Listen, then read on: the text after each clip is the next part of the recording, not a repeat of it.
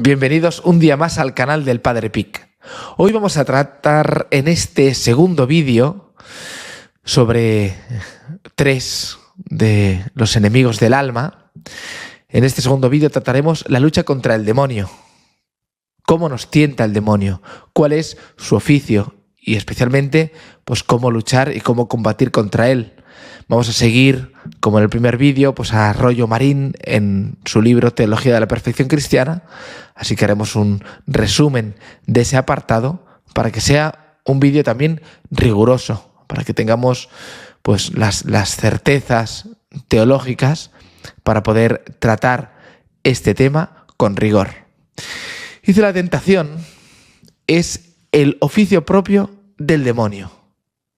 Lo que hace el demonio es tentar. Sin embargo, no todas las tentaciones proceden del demonio, sino que muchas de ellas proceden de nuestra propia concupiscencia. Como dice Santiago, cada uno es tentado por sus propias concupiscencias. Pero, ciertamente, muchas de las tentaciones vienen también del demonio, que, llevado por su envidia contra el hombre y su odio contra Dios, pues nos tienta, ¿no? Busca apartarnos de él. Busca que cuantas más almas pues se aparten de Dios, pues mayor es su victoria. Y dice Efesios: revestíos de la armadura de Dios para que podáis resistir a las insidias del diablo, que no es nuestra lucha contra la carne y la sangre, sino contra los principados, las potestades, los dominadores de este mundo tenebroso, contra los espíritus malos del aire. Pues esto es lo que dice San Pablo en la carta a los Efesios. Ese es nuestro gran combate contra el demonio que viene a tentarnos, y lo hace muchas veces a través de los otros enemigos, de la carne y del mundo, pues el tentador también se sirve de ellos para hacernos caer. Y San Pedro llama al demonio y dice que él, como león rugiente, anda buscando siempre a quien devorar. Hay que resistirle firmes en la fe. Eso dice San Pedro. Por tanto, el demonio ya veremos que no siempre está a nuestro lado, pero ciertamente ronda por ahí, ¿no? Y espera pues el momento oportuno para venirnos a tentar. No hay norma fija o clara para distinguir cuándo es el demonio o cuándo la tentación viene de otro lado. Sin embargo, tenemos algunas pistas. Dice: cuando la tentación es repentina, violenta y tenaz, cuando no se ha puesto ninguna causa próxima ni remota que pueda producirla, cuando pone profunda turbación en el alma o sugiere el deseo de cosas maravillosas o espectaculares, o incita a desconfiar de los superiores o a no comunicar nada de cuanto ocurre al director espiritual, bien puede verse en todo eso una intervención más o menos directa del demonio. Estas son algunas de las pistas que tenemos para ver pues con una cierta claridad que esas tentaciones vienen del demonio. Dios, sin embargo, no tienta jamás a nadie incitándole al mal. Eso dice la carta de Santiago. Y cuando la Escritura habla de la tentación de Dios, es una forma de decir, es una tentación en sentido amplio, en cuanto que Dios la permite, y veremos para qué la permite. Pero Dios permite que seamos tentados para darnos ocasión de mayores merecimientos, jamás por encima de nuestras fuerzas. Así lo hizo pues claramente con Job en ese libro tan maravilloso del Antiguo Testamento, las tentaciones a Job, que quedó probado. Y ahí, si siguiésemos esa historia, veríamos todos estos elementos que vamos a decir ahora. ¿Qué se consigue con la tentación? Soportando con firmeza la tentación y venciéndola. Y por eso Dios la permite. Primero, se humilla a Satanás. Segundo, hace resplandecer la gloria de Dios. Tercero, purifica nuestra alma, llenándonos de humildad, arrepentimiento y confianza en el auxilio divino. Cuarto, nos obliga a estar vigilantes y alerta. Quinto, nos ayuda a desconfiar de nosotros mismos, esperándolo todo de Dios. Sexta, mortifica nuestros gustos y caprichos, nos ayuda a mortificarlos. La séptima, excita a la oración, nos anima a rezar, a acudir al Señor. La octava, aumenta nuestra experiencia, nos hace más diestros también para ir conociendo cada vez más cómo se nos insinúa el demonio. Y novena y última, nos hace más cautos y hábiles en la lucha contra el demonio. Y con razón dice el apóstol Santiago en su carta: bienaventurado el varón que soporta la tentación, porque probado recibirá la corona de la vida que Dios prometió a los que lo aman. Por lo tanto, es necesario adiestrarse en esa lucha para ser verdaderamente bienaventurados. Y ahora vamos a esta segunda parte del tema de hoy, que nos va a ayudar pues, a saber cómo actúa el demonio, cuál es su estrategia, cómo es la forma en que el diablo se nos acerca y se nos insinúa. Y eso es la psicología de la tentación, que podríamos llamar. Y vamos a seguir, como sigue Rollo Marín, pues la tentación a Eva. Quizá allí pues aparecen todos estos elementos de una forma muy clara. Lo primero, se acerca el tentador, ¿no? Porque hemos dicho antes que no siempre está a nuestro lado, sino que se acerca. Su presencia no es permanente, ¿no? Ni continua, sino reservada a los momentos de la tentación. El demonio se retira muchas veces después de haber tentado, igual que en las tentaciones de Jesús en el desierto, dice, el demonio se alejó esperando una nueva ocasión y volverá a aparecer en el huerto de los olivos, intentando apartar al Señor de lo mismo que le había intentado apartar en el momento de las tentaciones en el desierto, que es apartarle de su misión. Y viendo al Señor flaco y en ese combate total antes de su pasión y muerte, intenta tentarle de nuevo para apartarle de su misión. No puedes, no vas a poder morir por los hombres, mira qué malos son, no mueras por ellos, no vale la pena, sálvate a ti mismo.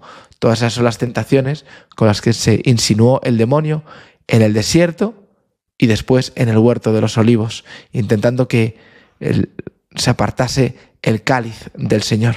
Pero Cristo, evidentemente, pues como ya sabemos, las venció.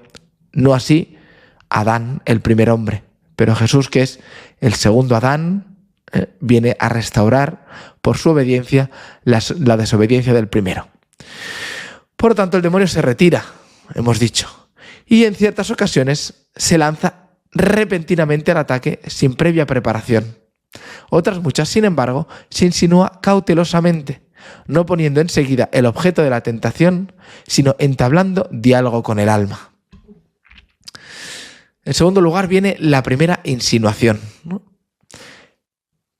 ¿Con que os ha mandado Dios que no comáis de todos los árboles del paraíso? Eso pregunta la serpiente a Eva. Todavía no está tentando, ¿no? Lleva la conversación al terreno que lo conviene. ¿De verdad que Dios exige el asentimiento ciego de vuestra inteligencia o la inmolación de vuestros apetitos naturales? Esta es como la pregunta, ¿no?, que hay de fondo. ¿Realmente Dios pide esto? ¿Tú crees que Dios es tan exigente? Dios no puede ser exigente, Dios es un padre, ¿no? Pues esta es como la insinuación que hace el demonio. En tercer lugar viene la respuesta del alma, que aquí es donde está el grandísimo error. Una respuesta de entrar en diálogo con el demonio. Y dice Rollo Marín, si el alma, al advertir el problema, que es un peligro, se niega a dialogar, la tentación queda estrangulada y el tentador se retira avergonzado. Pero si el alma acepta el diálogo, se expone a grandísimo peligro de sucumbir.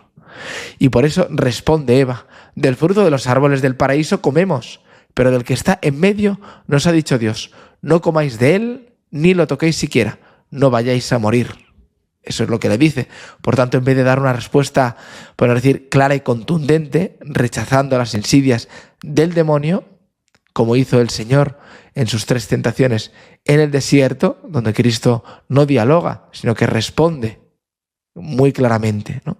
No tentarás al Señor tu Dios, no solo de pan vive el hombre, ¿no? Solo a Dios adorarás y solo a Él darás culto, ¿no? Pues estas son pues las respuestas del Señor, que son respuestas claras y contundentes, no entra en diálogo. Sin embargo, Eva entra a dialogar con el demonio.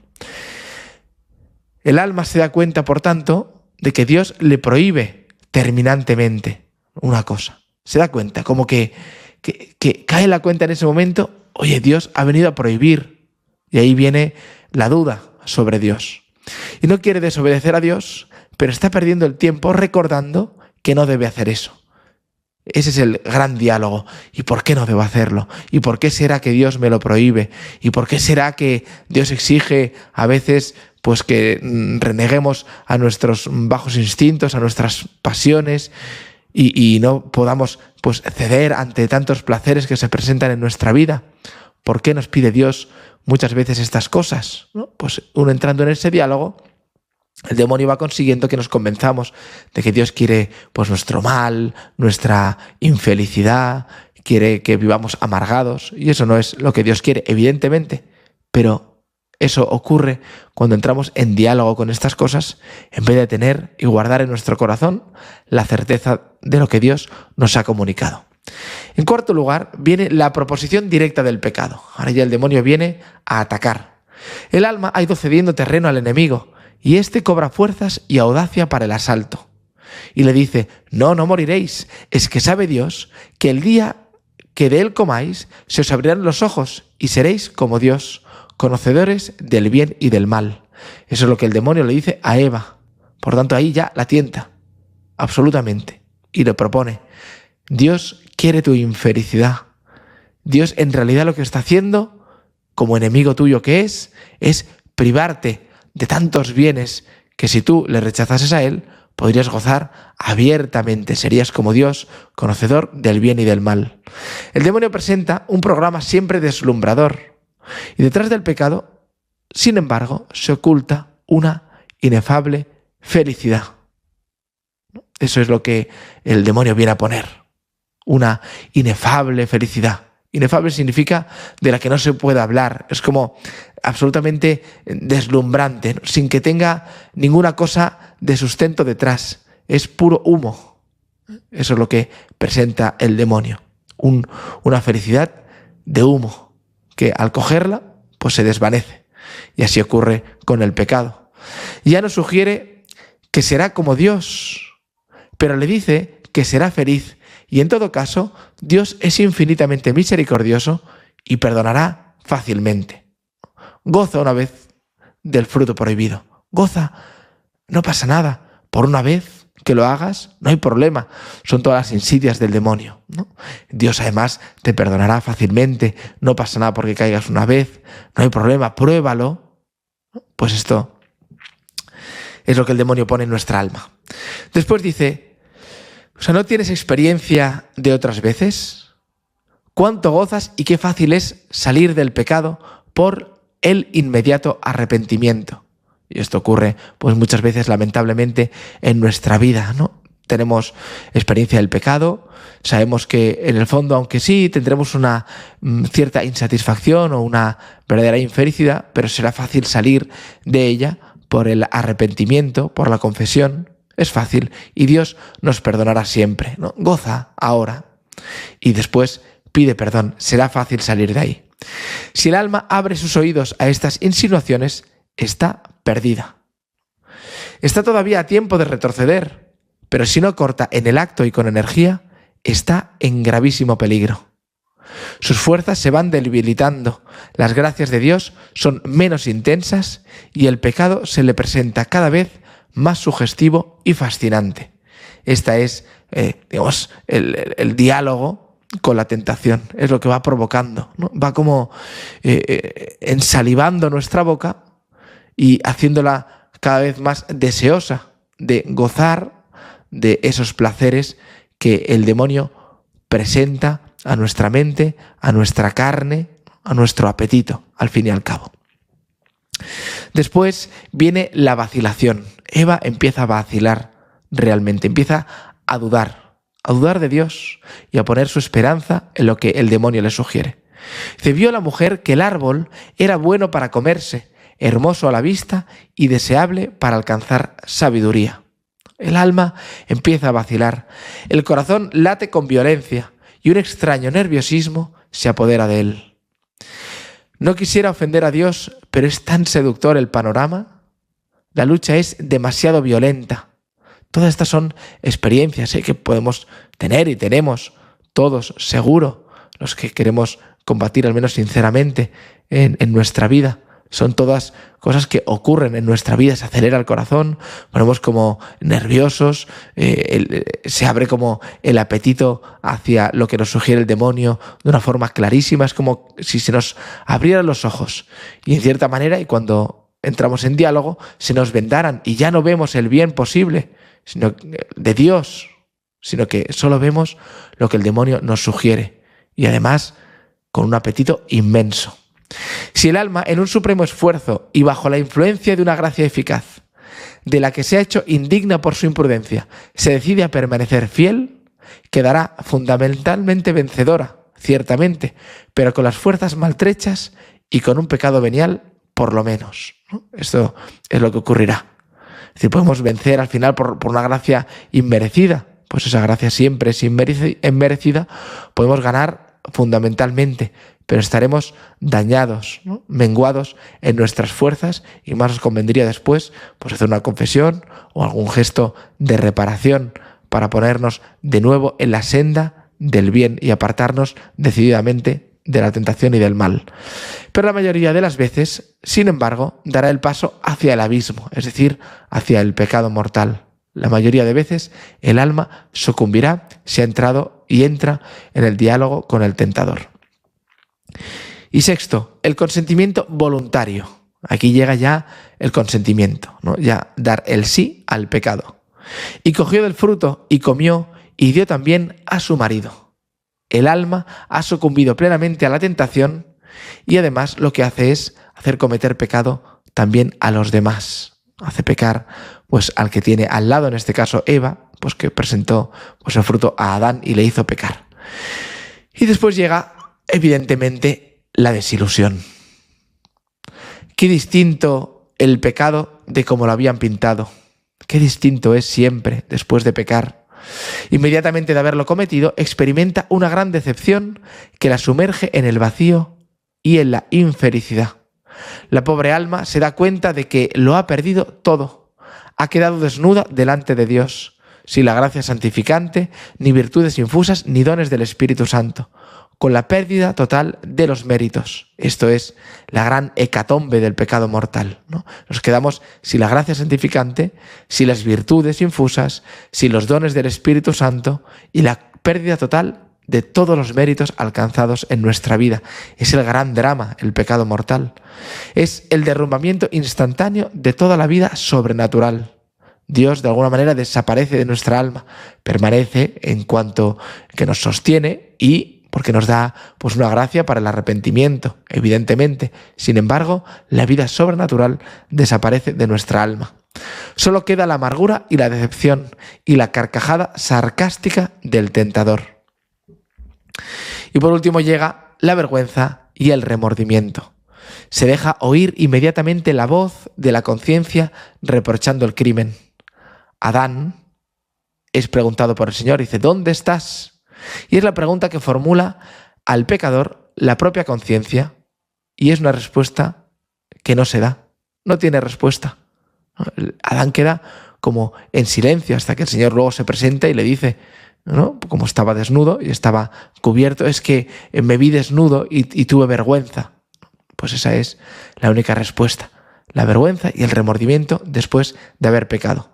Solo cabe caer de rodillas y pedir perdón a Dios y aprender de la dolorosa experiencia a resistir desde el primer momento, cuando la victoria es fácil y el triunfo seguro. Por eso decía antes, ¿no? Pues que tenemos que aprender de la tentación, nos vamos haciendo cada vez más diestros a través de nuestras caídas, aprendiendo a cada vez mejor combatir la tentación. Por eso aprender del pecado. El pecado no sirve para que nos desesperemos, sino para que podamos aprender de él. Si no, Dios no lo permitiría, porque Dios, si permite los males, es para sacar mayores bienes. Por lo tanto, para aquella alma que realmente quiera amar a Dios, el pecado le servirá como una prueba más, como algo para aprender, para fortalecerse, para confiar más en el Señor, para humillarse, para vencer esa soberbia que tan arraigada tenemos en nuestra vida. Y ahora vamos a ver el tercer punto, que es la conducta práctica ante las tentaciones. Entonces, ¿qué hay que hacer antes de la tentación? Pues como dice el Señor, velad y orad para no caer en la tentación. Primero, por tanto, la vigilancia. El demonio no renuncia a la posesión de nuestra alma. No renuncia a ella, va a estar tentando constantemente, siempre hasta el final de nuestros días. Si a veces parece que nos deja en paz, es tan solo para volver al asalto. En las épocas de calma, hemos de estar convencidos de que volverá la guerra, acaso con mayor intensidad. Por tanto, vigilar y estar alerta. Huida de todas las ocasiones, en la previsión de los asaltos inesperados, dominio de nosotros mismos, particularmente la vista y la imaginación, examen preventivo, frecuente renovación del propósito de no pecar, combatir la ociosidad, que es madre de todos los vicios, y estarnos en estado de guerra. ¿No? Estamos en estado de guerra. Y por tanto, nosotros también tenemos que estarnos nosotros mismos en ese estado de combate, de vigilancia. No podemos abandonar nuestro puesto de guardia. El segundo remedio es la oración. El triunfo requiere de una gracia eficaz de Dios que solo puede obtenerse por vía de oración. La vigilancia más exquisita es ineficaz sin la ayuda de la gracia de Dios. Esa gracia eficaz escapa al mérito de justicia y a nadie se le debe estrictamente, pero Dios ha empeñado su palabra y nos la concederá infaliblemente si se la pedimos con la oración revestida de las debidas condiciones. Por tanto, el que reza, la gracia se le dará, no porque la merezcamos, sino porque Dios nos la quiere dar y nos ha dicho que si se la pedimos, nos la dará. Pedid y se os dará, dice el Señor. Importancia vital también de la oración de súplica. Decimos en el Padre Nuestro, no nos dejes caer en la tentación. Invocamos a María, que aplastó la cabeza de la serpiente, y después pedir también a nuestro ángel de la guarda, uno de cuyos oficios principales es luchar y defendernos contra los asaltos del enemigo infernal. Después, ¿qué debemos hacer durante la tentación? Durante la tentación, resistir. No de una forma meramente pasiva, sino también positiva, activamente. Primero, una resistencia directa, que es la que se enfrenta con la tentación misma y la supera haciendo lo contrario de lo que la tentación le sugiere. El agere contra, que diría San Ignacio, hacer en contra de lo que la tentación sugiere. Y en segundo lugar, la resistencia indirecta. En este caso, huyendo de la tentación, distrayendo la mente y poniéndola en otra cosa. Especialmente en las tentaciones contra la fe y la castidad. Porque no conviene la lucha directa, puesto que esto lo que haría es aumentar la tentación. Por tanto, hay que practicar enérgicamente, pero con serenidad, un ejercicio mental que absorba las facultades internas, sobre todo la memoria y la imaginación. Por lo tanto, ante la mayoría de tentaciones hay que luchar, hay que combatir directamente, hay que enfrentarse a ellas y hacer lo contrario de lo que sugieren. Sin embargo, en las dudas de fe y en la castidad, lo que hay que hacer es huir. Porque en el momento en el que, como tienen que ver tanto con la imaginación y con la memoria, en el momento en que empezamos a meternos en ellas, son cosas tan visuales y de la imaginación que enfrascarnos en ellas nos habría a aumentar la tentación en vez de quitarla. Por eso hay que huir de ellas. A veces la tentación, sin embargo, no desaparece enseguida y el demonio vuelve a la carga una y otra vez con tenacidad. ¿Qué hay que hacer en estos casos? Primero, no desanimarse, ¿no? Luego, pues esta insistencia hay que saber que es la mayor prueba de que no hemos caído, de que el alma no ha caído, al menos todavía. Y por lo tanto, tenemos que repetir la repulsa al demonio. Cada nuevo asalto rechazado es un nuevo mérito ante Dios y fortalecimiento de nuestra alma. Lejos de enflaquecerse, adquiere nuevas fuerzas y el demonio, viendo su pérdida, acabará por dejarnos en paz, sobre todo si advierte que ni siquiera logra turbar la paz de nuestro espíritu. Conviene, si se trata de tentaciones muy fuertes y repentinas, manifestarlo al director espiritual. El Señor suele recompensar con nuevos y poderosos auxilios ese acto de humildad. Tentación declarada es ya tentación medio vencida. Esos son pues los remedios. Y por eso decíamos antes que el Señor permite la tentación para que se fortalezca nuestra alma, para que adquiramos nuevos méritos, para que sea una prueba de nuestro amor al Señor, que lo preferimos por delante de toda tentación y de todo pecado. ¿Y qué hay que hacer después de la tentación? Pues si hemos vencido, habrá sido únicamente por la ayuda de la gracia. Eso tenemos que tenerlo claro. Y por lo tanto hacemos un acto de agradecimiento sencillo y breve, acompañado de una nueva petición de auxilio. Es decir, pedimos que el Señor nos siga auxiliando. Y si hemos caído, pues no desanimarnos jamás, nunca. Eso es lo que busca el demonio especialmente. No tanto que pequemos y caigamos, ni siquiera constantemente. Eso le importa poco. Lo que le importa es, sobre todo, que nos desanimemos. Es decir, que dejemos de luchar. Eso es lo que él pretende, la desesperanza, que en el fondo es el pecado contra el Espíritu Santo, creer que ya Dios nada puede hacer con nosotros. Por tanto, no acudiremos a él y en el fondo es un rechazo a Dios claro y rotundo. Y ese es el pecado contra el Espíritu Santo, o al menos una forma de ese pecado. Acordémonos además de la infinita misericordia de Dios, del Hijo pródigo, y arrojémonos con humildad y arrepentimiento a los brazos del Padre, pidiéndole perdón y prometiendo con su ayuda jamás volver a pecar. Y si la caída es grave, pues confesarse cuanto antes. Y hay otra opción que es si quedamos con la duda, que a veces pasa, ¿no? Pues que nos quedamos con la duda si hemos pecado, si no hemos pecado, especialmente en pecados mortales, ¿no? Pues viene la duda. Pues primero, no examinarnos minuciosamente. Sería imprudente porque provocaría la tentación de nuevo y el peligro de caer esta vez de veras, si por ejemplo no habíamos caído realmente. Podemos dejar pasar cierto tiempo y cuando estemos tranquilos, el testimonio de la propia conciencia dirá con suficiente claridad si hemos caído o no. Y esto es cierto, uno pues espera un tiempo, un momentito, pues puede ser un día, puede ser varios días, lo que sea, unas horas incluso, y cuando el espíritu está sereno, se pone sinceramente delante de Dios y su conciencia queda muy clara. Y dice, sí, es verdad, es verdad. Llevo una semana a lo mejor muy turbado, cayendo en muchas cosas y en este caso pues yo creo que sí está mal, ¿no? Y la conciencia queda clara. O al revés, hoy he estado luchando de verdad, he estado combatiendo sinceramente contra el pecado y ahora he tenido como esta pequeña crisis, digamos, pero yo creo que no es pecado mortal, ¿no? Porque realmente todo lo demás apoya a esa tesis de que realmente pues el alma ha estado orientada hacia el Señor fundamentalmente. Y después conviene hacer un acto de perfecta contrición y manifestar al confesor lo ocurrido en el momento debido. Eso es lo que debe hacer el alma en estos casos. Pues hasta aquí la lucha contra el demonio. Ha sido expresado así como Rollo Marín lo expone en su libro Teología de la Perfección Cristiana, y yo creo que nos puede ayudar a estudiar un poquito este tema para tenerlo claro y para poder poner nombre a las cosas que nos pasan también, porque a veces no sabemos, ¿no? O también para la lucha, pues ¿qué debemos hacer?